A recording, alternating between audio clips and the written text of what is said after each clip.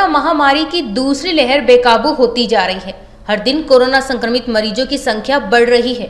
एक और जहां देश में कोरोना की दूसरी लहर ने कोहराम मचा रखा है, वहीं विशेषज्ञों ने अभी से तीसरी लहर की आशंका जता दी है। विशेषज्ञों के मुताबिक कोरोना की तीसरी लहर बच्चों और महिलाओं के लिए खतरनाक साबित हो सकती है। विशेषज्ञों के मुताबिक देश में कोरोना की पहली लहर बुजुर्गों के लिए खतरा बनी हुई थी, जबकि दूसरी लहर युवा आबादी के लिए खतरनाक साबित हुई थी। विशेषज्ञों की माने तो कोरोना की तीसरी लहर बच्चों के लिए जानलेवा साबित हो सकती है। यही नहीं, महिलाओं को भी इससे खतरा बना हुआ है।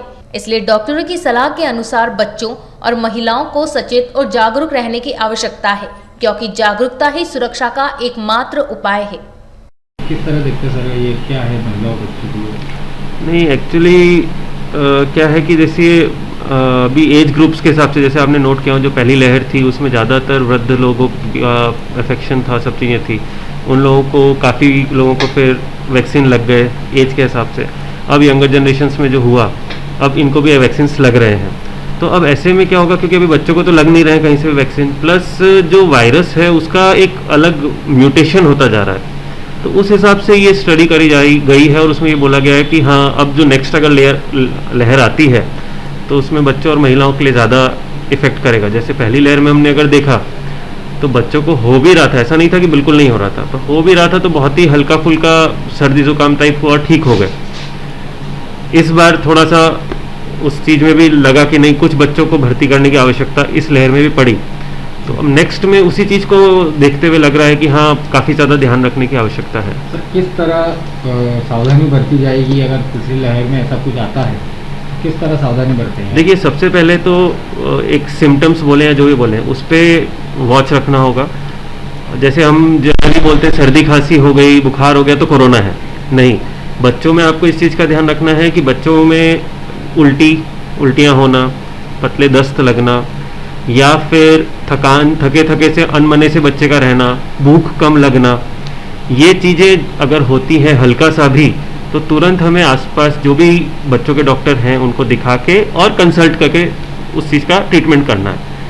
सर, इस पर महिलाओं को भी बताया जा रहा है, तो महिला अगर सर इसमें एक चीज़ पूछना चाहूँगा कि जिस महिला को कोविड का वैक्सीन लग गया है, क्या तीसरी लाइन में ऐसा तो नहीं वो संक्रमित हो जाएगा?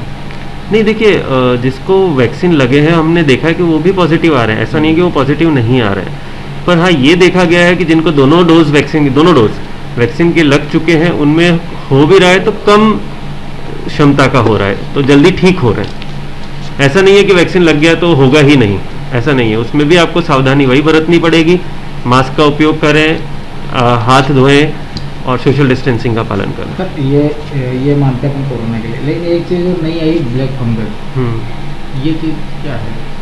बेसिकली ब्लैक फंगस क्या है कि जब जो कोरोना का हम लोग ट्रीटमेंट कर रहे हैं उसमें हमें स्टेरॉइड्स काफ़ी हाई डोज में देने पड़ रहे हैं। तो ऐसे में क्या होता है, बॉडी की जो इम्यूनिटी होती है वो थोड़ी सी इन फंगस के प्रति की ग्रोथ के प्रति कम हो जाती है।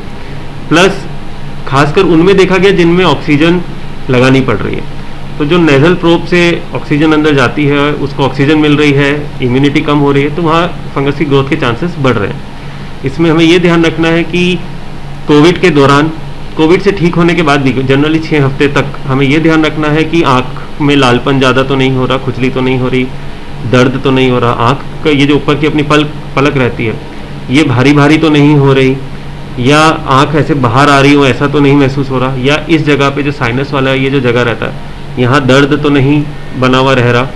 यदि ये सब अगर हो रहा है तो हमें तुरंत डॉक्टर को दिखाना है, नाक कान गले स्पेशलिस्ट को दिखाना है। टीम वर्क से काम चलेगा और उन्हें दिखाना है, डायग्नोस अगर वो भी टाइमली हो जाए तो उसका ट्रीटमेंट संभव है। अदरवाइज अगर वो बढ़ गया अंदर, हमने ध्यान नहीं दिया, क्योंकि जनरली क्या होता है, दर्द हो रहा है, अरे यार अभी तो कोरोना से ठीक हुआ तो कमजोरी रह रही होगी इसलिए दर्द हो रहा होगा, पर उसे हमने नेग्लेक्ट नहीं करना, नज़रअंदाज नहीं करना है, तुरंत बताएं और उस हिसाब से शुरू में ही अगर इलाज हो गया तो काफ़ी हद तक ठीक हो जाएगा। तो ब्लैक फंगस पहले अपन देख रहे थे बड़े शहरों में इसके प्रभाव दिख रहे थे, लेकिन जिले में स्थानीय अपने नीमच जिले में बात करें, एक महिला को हुआ है जिसको रेफर किया गया। ऐसे में कोई पेशेंट ये फैलता कैसे है, या ऐसा तो नहीं संक्रमण की तरह कोरोना की तरह फैलता है? नहीं, इसमें जो मैंने आपको कारण बताया, इसका मेन कारण वही है कि इम्यूनिटी कम होना। हाँ, उन पेशेंट्स में ज़्यादा देखने को मिलेगा जिनमें ऑलरेडी शरीर की बीमारी के प्रति लड़ने की क्षमता कम है।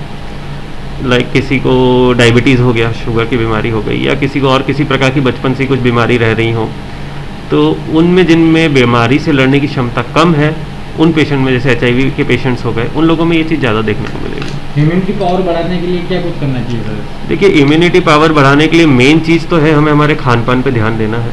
खान पान में वैसी चीज़ें ज़्यादा खाएं जिसमें विटामिन C हो, विटामिन D हो, जिंक हो, है ना। इन चीज़ों का सेवन करें तो सबसे अच्छा है। फिर अगर कुछ व्यक्ति हैं जो खाने में नहीं वो कर पाते, तो फिर बाज़ार में काफ़ी टाइप की सप्लीमेंट्स मिल रहे हैं विटामिन C, विटामिन D के, वो भी अपन ले सकते हैं। पर बेस्ट तो ये रहेगा कि खाने में ही अपन इस तरीके से डाइट को मेंटेन करें कि ये सब चीज़ें खाने में ही नेचुरल वे में जो जाएगी वो ज़्यादा अच्छी रहेगी। चीज़ पूछना चाहूँगा कि जो छोटे बच्चे होते हैं जी, वो किस तरह की सावधानी करते हैं उनके परिजन? हाँ, उनमें बच्चों में हमें इस चीज़ का ध्यान रखना है कि जैसे एक तो हाथ धुलवाते रहना है उनके, क्योंकि क्या होता है कि बच्चे हैं, आप कितना ही ध्यान रख लें, कहीं ना कहीं कुछ ना कुछ पकड़ेंगे, छुएंगे, तो उस चीज़ का ध्यान रखना है। खासकर खाने के पहले हाथ ज़रूर धुलवाएं। प्लस उनके जो टॉयज़ होते हैं जिनसे वो खेल रहे होते हैं, उसको प्रॉपर वे में डेली कम से कम दिन में एक बार सैनिटाइज ज़रूर करें। दूसरा, अभी तक हम ये कहते थे हमेशा कि आउटडोर एक्टिविटी बच्चे की बढ़ाएं, पर अभी विपरीत स्थिति में चल रहे हैं, तो अभी हमें इंडोर एक्टिविटी में उसको मेंटेन रखना है कि नहीं बेटा, घर में खेलो जितना खेलना है, बाहर भी नहीं। होता क्या है, आस पड़ोस के बच्चों के साथ खेल रहे हैं, अब उसमें किसको है किसको नहीं है, क्योंकि बच्चों में एसिम्प्टोमेटिक केस काफ़ी होते हैं, तो ऐसे में दिक्कत आती है। प्लस इसके अलावा जो मैंने आपको चीज़ बताई, डाइट मेंटेन बच्चों का भी बहुत बड़ा रोल प्ले करेगी। इसके अलावा एक चीज़ और देखी गई है, नोट करने में आई है, सुनने में आई है, जैसे परिवार में अगर 2 जनों को कोरोना हो गया, तो जनरली ये हो रहा है कि बच्चों को मामा के यहाँ भेज दो, या चाची जी के यहाँ भेज दो, या किसी पड़ोसी के यहाँ भेज दो। नहीं, आप बच्चों को घर में ही आइसोलेट करके रखें।